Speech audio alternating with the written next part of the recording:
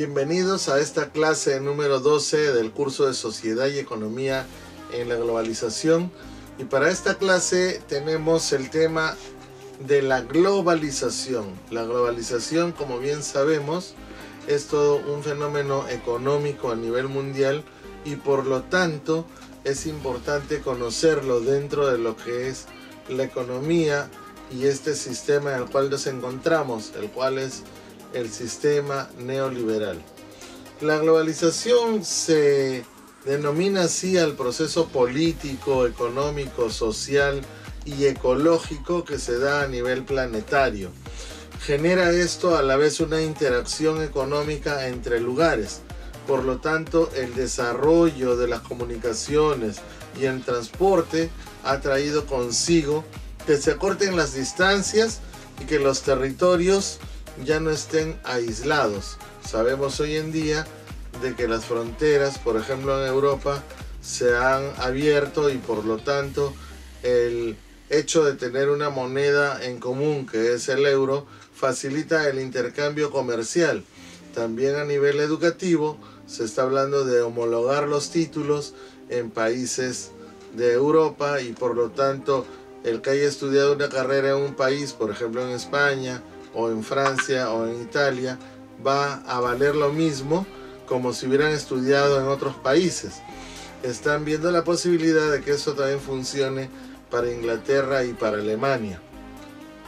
Una definición típica de la globalización, podríamos decirlo citando a Stiglitz, Premio Nobel de Economía en el año 2001, en su libro El malestar de la globalización, que señala que la globalización es la integración más estrecha de los países y los pueblos del mundo, producida por la enorme reducción de los costos de transporte y comunicación y el desmantelamiento de las barreras artificiales a los flujos de bienes, servicios, capitales, conocimientos y personas a través de las fronteras. Para algunos, el origen de la globalización, inclusive se habla de una primera globalización que se dio entre 1850 y 1914, donde las políticas de apertura en distintos países generaron nuevas tecnologías para reducir el tiempo, los costos de transporte. El crecimiento entre 1914 y 1950 nos acercaba a una tendencia favorable truncada a causa de las dos guerras. Pero la segunda globalización, de la cual podríamos mencionar como año 1950, apertura las fronteras, sobre todo en los 80s y en los 90s. Nace una nueva economía global, una comunicación e información con un único paradigma, el Internet. Por lo tanto, estábamos ya entrelazados con el mundo, podríamos comunicarnos de inmediato con una persona que está en otro continente y nos acercábamos cada vez más por el uso de las tecnologías. Pero ¿qué es lo que hace distinto hoy a la globalización? Partimos de que la profundidad y extensión de los intercambios, llegando a todos los rincones del planeta, esto es debido a las tecnologías. La globalización es un concepto que en la década del 80 se refería al intercambio comercial, que más tarde abarcó todas las esferas de la vida, como les he mencionado, lo político, lo social, lo ecológico, y hoy en día incluso se está hablando de un nuevo orden mundial. No sabemos qué va a pasar más adelante. Si es que se habla de un nuevo orden mundial, estaríamos hablando de la universalización no tan solo de la salud, sino también la universalización de la educación, la universalización de la economía, la universalización de las lenguas, donde prácticamente estaríamos gobernados por un único sistema que nos tendrían a todos registrados y que en este nuevo orden mundial lo que plantearían ellos es de que estemos identificados, que haya un mismo sistema, que sea muy similar a nivel del continente y a nivel de otros continentes, en la medida en la cual también seríamos controlados por las grandes potencias. La profundización de esta globalización comienza con fuerza en la segunda mitad del siglo XX. Fortalece esto en la década del 90 con la caída del muro de Berlín y el fin de la Guerra Fría, pero se potencia con el capitalismo. Es un modelo económico que se basa en la propiedad privada y en la libre competencia. Entonces estamos hablando de que el capitalismo destruye a las naciones porque la acumulación de las riquezas de manera desigual o poco equitativa lo que hace es de que unos tengan más, cada vez más, y otros tengan menos, cada vez menos. Dentro de las características de la globalización encontramos la interconexión, que es la base de la globalización. Se profundiza en los 90 con la profundización de los viajes y comunicaciones, producto de las nuevas tecnologías como Internet, la tecnología dada en la telefonía satelital, la evolución de los medios de transporte.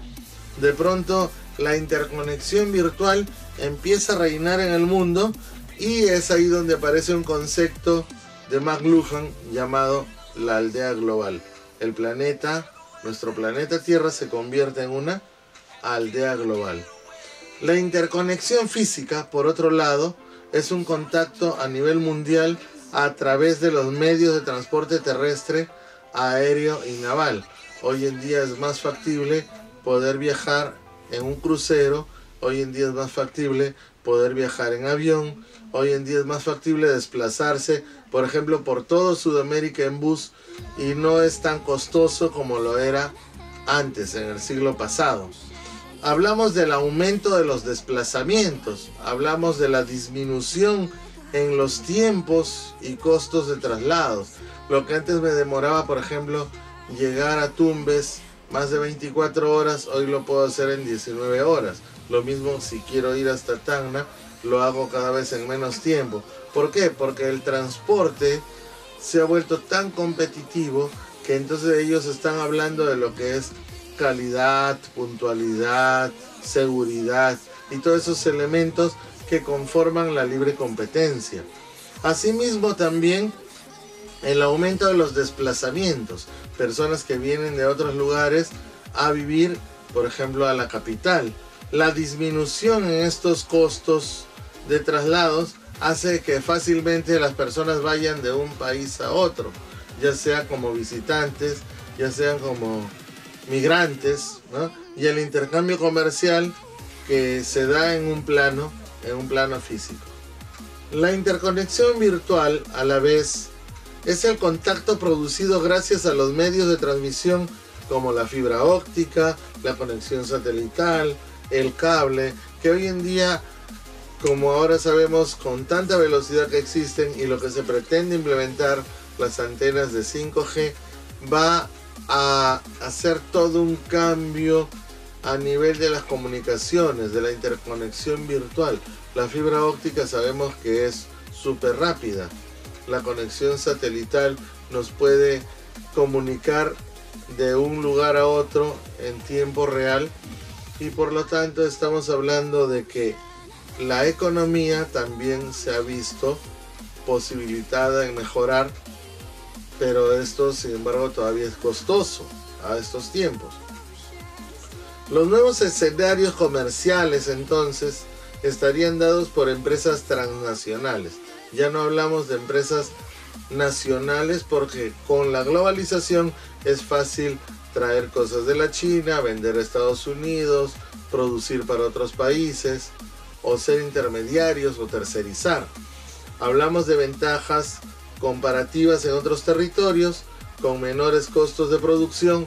Por ejemplo, hay empresas grandes que vienen a Sudamérica para poder hacer sus plantas. Por ejemplo, hay plantas de automotores en Brasil, en México, hay plantas de artefactos eléctricos en Manaus, por ejemplo, en Brasil, lo cual hace de que esas grandes empresas como la Hyundai, como la Toyota, la Nissan, tengan que buscar lugares donde los costos de producción son menores y donde las leyes de esos países les beneficien, les favorezcan, ¿no?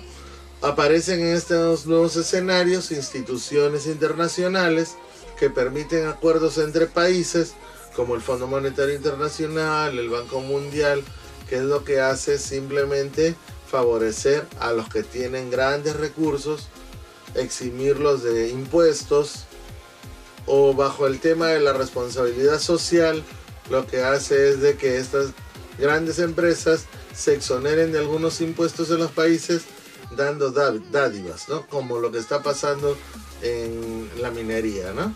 Ayudo a un pueblo, pero sin embargo los dejo sin agua y exploto todo el mineral que tienen, ¿no? No me importa lo que esté pasando con esos ciudadanos, con esa gente, simplemente yo les pongo un colegio, les pongo un hospital, o les doy entretenimiento, o les doy comida y exploto, me llevo todo el mineral que existe en ese lugar, ¿no? Hablamos de grandes empresas transnacionales que nunca van a estar a favor de las personas de clase media baja o de clase baja. Sabemos eso.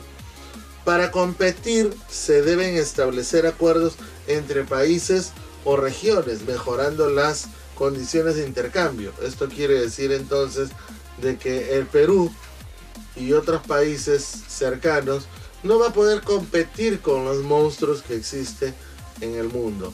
Empezamos por Estados Unidos, Alemania, Inglaterra, hablamos de España, de Japón, hablamos de países desarrollados en tecnología. Por ejemplo, Italia también tiene desarrollo tecnológico, Francia tiene desarrollo tecnológico, los llamados tigres del Asia, Corea también tiene desarrollo tecnológico, Singapur. Entonces, si nosotros queremos competir con esos países, va a ser muy difícil porque no tenemos tecnología. Nosotros más bien lo que hacemos es enviar las materias primas y luego ellos nos devuelven las materias primas transformadas. En otras palabras, nosotros somos consumidores de telefonía, por ejemplo, de telefonía celular, somos consumidores de artefactos electrodomésticos, somos consumidores de todos los productos, hasta de juguetes, que vienen de otros países, pero nosotros le hemos dado la materia prima. Entonces ahí viene el gran problema, ¿no? Gran problema. El Perú va a ser muy difícil que compita en la medida en que no haya una tecnología de punta. Y los que estamos orientados hacia el campo de la investigación científica, tecnológica y la innovación, lo que nos queda es simplemente hacer propuestas y trabajar a mediana o pequeña escala. Porque eso es lo que está pasando realmente en nuestro país. No podemos competir en las grandes ligas porque eso pertenece a otros países que tienen la tecnología.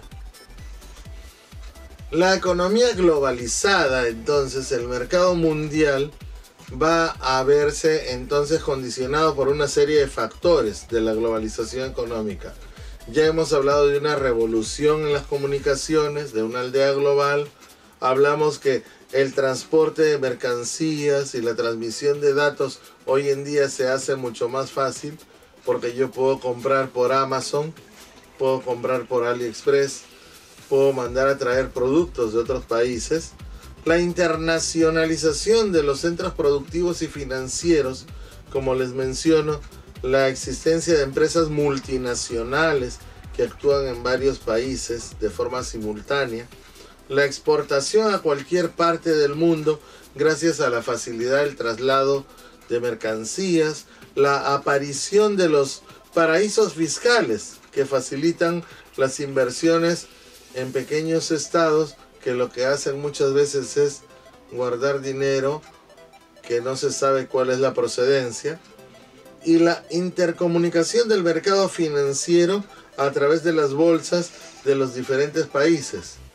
Hasta hace poco todo se regía por el valor del barril de petróleo, asimismo también por el valor del oro, pero sabemos de que con esta pandemia y con este problema de salubridad se ha venido a menos. El barril de petróleo ha bajado, el dólar cada vez está subiendo y por lo tanto estamos hablando de que la economía está en una situación inestable, en una situación de desequilibrio, porque no hay en las bolsas de valores un adecuado precio, no se ponen de acuerdo. Es algo así como lo que pasó en la recesión del año 1929 en Estados Unidos, ¿no? Donde hubo la gran recesión, se llamó en esa época, donde la bolsa de valores de Nueva York hizo que colapsara la economía en Estados Unidos y por lo tanto la economía mundial se vino abajo. ¿Cuáles son otras manifestaciones de la globalización económica? Hablamos de la liberalización del comercio a través de la Organización Mundial del Comercio, los acuerdos comerciales entre distintos países. Vamos a hablar después del famoso TLC en la próxima clase. Las transformaciones productivas. Los países en vías de desarrollo comienzan a exportar productos manufacturados, además de materias primas. Los países desarrollados, a su vez, se especializan en exportar productos que requieren de una alta cualificación y grandes inversiones.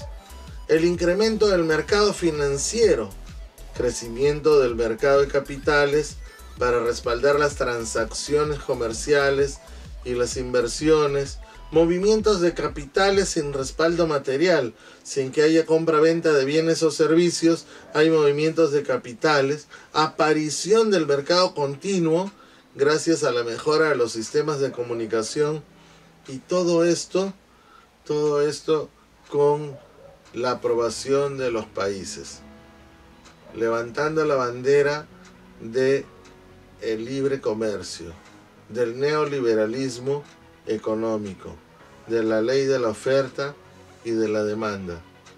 Entonces nos ponemos a pensar, ¿acaso si tú no tienes para comprar un pan, valdrá la ley de la oferta y la demanda? ¿Alguien vendrá y te dará un pan? Si tú no tienes para comprar un kilo de azúcar, ¿alguien vendrá y te regalará un kilo de azúcar? Pues simplemente en este mundo regido por el capitalismo, si es que tú no tienes dinero, no vas a poder comprar nada. Tendrás que ir a vivir a un lugar donde seas carente inclusive de agua, de luz, donde no tengas los servicios básicos y donde lamentablemente el Estado demorará para llegar, como lo que está pasando hoy en día, para llevar la canasta básica, los municipios, llevar la canasta básica a los lugares más alejados, a los asentamientos humanos, donde la gente está infectándose con el coronavirus. Bueno, esto es otra realidad, la realidad nuestra, porque en Europa, por ejemplo, la Unión Europea conformó un mercado único, las economías se integraron, la única que estaba en declive era Grecia, pero ¿qué pasó? Alemania apoyó a Grecia para que esta economía se estabilice, porque si temblaba Grecia iba a desequilibrar a los otros países. Inglaterra salió de lo que es la economía europea, no aceptó el euro, continúan ellos con la libra esterlina y por lo tanto esta Unión Europea alcanza su punto culminante con la fusión de todos los mercados financieros nacionales y con la entrada en vigor del euro, que para ellos es la moneda que los rige, que hoy en día en el Perú está en un promedio de 3.90, 4 soles y tanto, que no está muy lejos del dólar. Sin embargo, vemos de que el euro poco a poco ha ido perdiendo fuerza en estos últimos años. El bloqueo norteamericano, por ejemplo, es otro de los grandes aspectos de la economía en el mundo actual. La formación de los tratados de libre comercio ha logrado de que se integre Canadá, Estados Unidos y México y se caracteriza por su enorme peso material y demográfico. Son 370 millones de consumidores y 6,5 billones de dólares que se mueven continuamente, pero esto a la vez genera desigualdades entre sus miembros. ¿Por qué? Porque mientras que Canadá y Estados Unidos son economías sólidas, México es todavía una economía del tercer mundo. ¿Y qué es lo que va a pasar? Van a utilizar el territorio mexicano para poner sus plantas, van a llevar las materias primas de México. Claro que México va a ir ganando, ¿no?, por las ventas o por lo que produce, pero quienes se llevan la mayor parte son los países desarrollados. En este caso hablaríamos de Canadá y de Estados Unidos. Hay otro tratado, el Tratado de la Cuenca del Pacífico, donde se da el Foro Económico de Asia-Pacífico y que son miembros del Tratado de Libre Comercio. Japón, por ejemplo, es la tercera potencia económica del mundo. Los dragones asiáticos, como le llaman así, son economías muy competitivas gracias a una mano de obra barata, pero a la vez eficiente. Y China es considerado el país con un mayor índice de crecimiento económico durante la última década del siglo XX. ¿Qué significa esto? De que si China está por ahí pisándole los talones a Estados Unidos, está haciéndole la competencia, pues entonces vamos a hacerle un bloqueo a su firma principal, a la de telefonía, a Huawei. Entonces, al hacerle este bloqueo para no permitir que el mercado chino ingrese a Estados Unidos, pues entonces los vamos a desequilibrar, los vamos a desestabilizar. Y va a hacer que China pierda puntos y por lo tanto Estados Unidos vaya ganando en esta guerra que hoy en día ya no es una guerra con armas, sino es una guerra económica. Pero como China también tiene sus propias armas, no sabemos en realidad si el COVID pudo haber empezado realmente en la China o puede haber sido un invento norteamericano instaurado en la China para culpar a los chinos de que se ha difundido a nivel mundial esta pandemia, o no sabemos si es que los chinos lo crearon en un laboratorio y lo mandaron también a Estados Unidos, pues entonces ya es una guerra de titanes. No sé si se dan cuenta que ya se convierte en una guerra bacteriológica, ni siquiera económica, en una guerra bacteriológica, como ya lo habían pronosticado antes muchos futurólogos, ¿no? El mundo globalizado tiene ventajas y tiene desventajas. La interconexión propia ha permitido el intercambio cultural, se puede acceder a mejoras en la salud, la educación, el trabajo, la cooperación permite asistir a quienes lo necesiten, pero ¿este crecimiento realmente beneficia al mundo? Yo les pregunto esto. ¿Ustedes creen que este crecimiento beneficia a todo el mundo? ¿Y qué hay con los países africanos? Nadie habla del COVID en el África. ¿Qué es lo que está pasando en el África? ¿Qué hay con los lugares más alejados del Perú? ¿Acaso se ven beneficiados con la globalización? ¿Nuestras comunidades campesinas, indígenas, se ven beneficiadas? ¿La tecnología llega? Si hoy en día vemos que ni siquiera se pueden comprar unas simples laptops para los estudiantes, porque el que va a hacer las compras no está autorizado o no tiene una certificación en el Perú para hacer las compras. Entonces, ¿cómo podemos hablar de desarrollo tecnológico?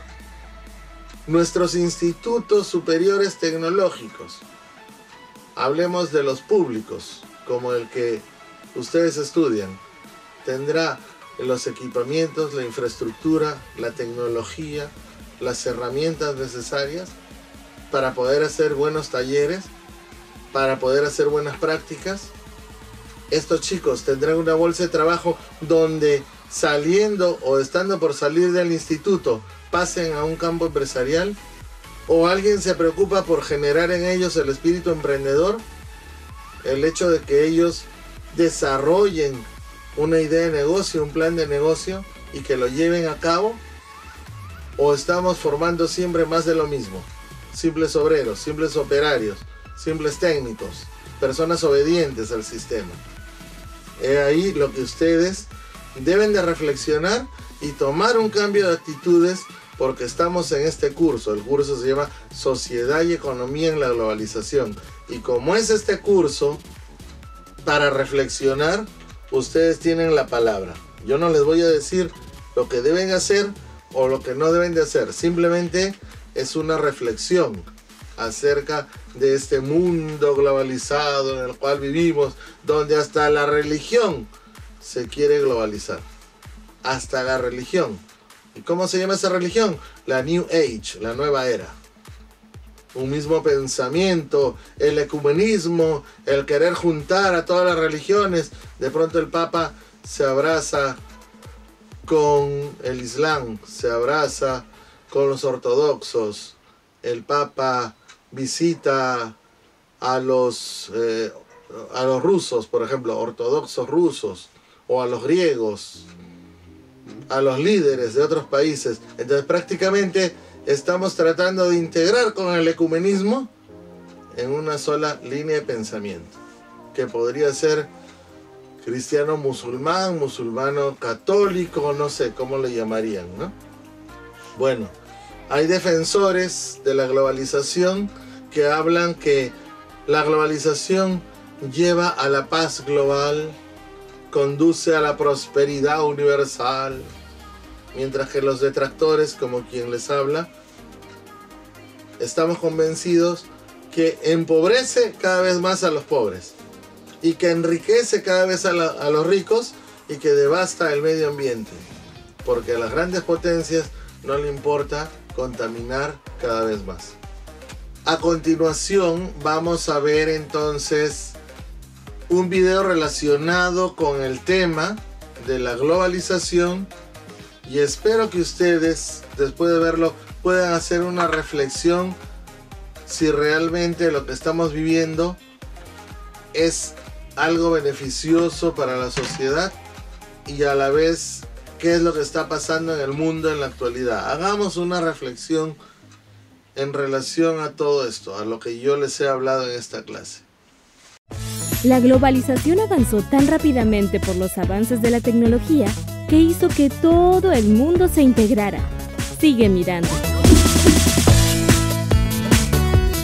Santi, ¿por qué surge la globalización? Con el fin de la Segunda Guerra Mundial y la eliminación casi por completo de los regímenes fascistas en Europa, el mundo quedó enfrentado nuevamente. Las diferencias entre el capitalismo y el socialismo no tardaron mucho en hacerse ver. La Guerra Fría. Durante los años en los que se desarrolló este conflicto, ambos bloques, el socialista liderado por la Unión Soviética y el capitalista liderado por Estados Unidos, intentaban demostrar que su sistema económico-social era mejor que el opuesto. El bloque socialista industrializó a los países del este europeo, generalmente agrarios. En el caso de las economías capitalistas, surgieron estados benefactores. Los estados benefactores surgieron en Europa a partir de la década de 1950. Garantizaron el consumo de los sectores obreros y los sectores medios a través del aumento salarial, los seguros de desempleo y un sistema de seguridad social basado en la educación, vivienda y salud. En el contexto de la Guerra Fría, frente a la amenaza constante de los socialistas, el capitalismo tenía que demostrar que también era un sistema en el cual se podía vivir bien. ¿Y qué pasó cuando cayó la Unión Soviética? Las cosas cambiaron bastante. Comienza a escucharse el concepto de globalización, haciendo referencia a la unificación del mundo. El capitalismo dejó de tener un competidor visible. Y además, entre 1973 y 1976, hubo una crisis económica muy importante que afectó a casi todo el mundo. Sí, los países que conformaban la Organización de Países Exportadores de Petróleo, OPEP, aumentaron el precio del petróleo, y esto afectó a las economías centrales, cuya energía principal para sus fábricas estaba basada en este combustible. Exacto. Entonces algunos intelectuales y economistas acusaron al Estado benefactor de causar la crisis. Por lo tanto, comenzaron a pensar en alternativas económicas diferentes. Allí empezaron a implementarse las políticas neoliberales. Así es. El final de la Unión Soviética, la competencia entre el capitalismo y el socialismo, todo esto para algunos marcó el final de una época. Pareciera que el capitalismo hubiese triunfado. Además, la circulación de capital y mercancías no se obstaculiza con regulaciones estatales. Esto permitió que el capitalismo de libre mercado se expandiera y la globalización de la economía fuera la nueva estrategia de reorganización capitalista. Esta idea del fin de la historia corresponde a una visión optimista de la globalización, pero también existe una visión pesimista sobre este proceso, como podemos ver. ¿Qué razones dan quienes tienen una mirada optimista para defender su idea? Relacionan la globalización capitalista con un mundo similar a una aldea global, donde no existen las desigualdades ni los conflictos. En esta aldea global, las nuevas tecnologías, los medios de comunicación y la economía de libre mercado ayudan a que el planeta se homogenice. Además, para estos intelectuales, la globalización es un hecho inevitable porque el capitalismo ha triunfado. ¿Una aldea global sin desigualdades? No lo sé, Santi, pero me parece que el mundo está muy lejos de ser homogéneo. Hay empresas que tienen más ingresos que el total de los que perciben algunos países de África. Claro, Nati. Allí está la cuestión. Esta manera optimista de concebir a la globalización oculta las desigualdades entre los países y la dominación de unos sobre otros, y esto es lo que señalan justamente quienes defienden una visión pesimista. Los que no están de acuerdo con la idea de aldea global proponen una visión crítica. También porque cada vez más la necesidad de recursos naturales está provocando daños a la naturaleza. Evidentemente, la globalización capitalista no es un proyecto tan exitoso y acabado. Por supuesto, sigue siendo un espacio de conflicto. Gracias por haber asistido a esta videoclase. Les doy mis felicitaciones a los que cada semana siguen con este curso.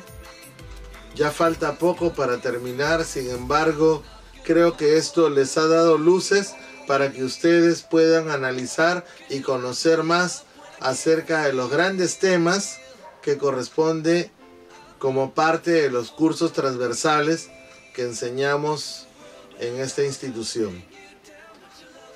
Nos vemos la próxima clase. Cuídense.